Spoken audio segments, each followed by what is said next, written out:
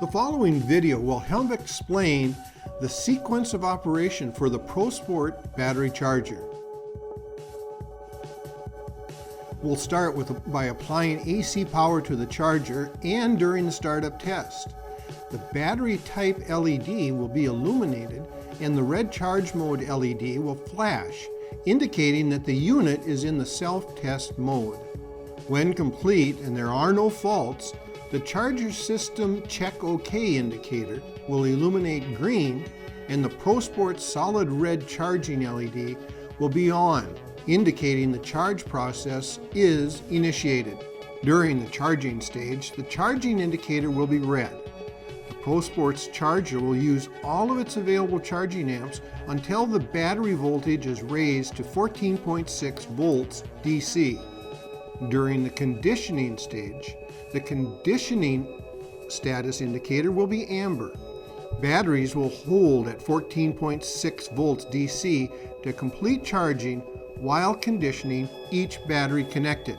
Upon completion, the ProSports will go into its own auto-maintain mode.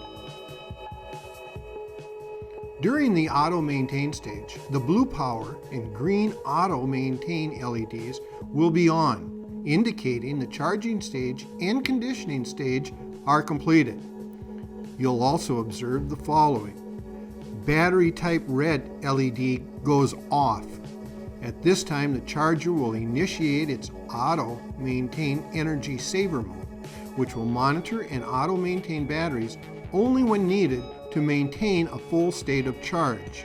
During the storage reconditioning stage, the ProSport's storage recondition mode green indicator will illuminate with a slow fade in and out pulse. This indicates that while your batteries are in storage, the charger will automatically recondition all batteries for up to 3 hours once a month, extending battery life and maximizing battery power performance.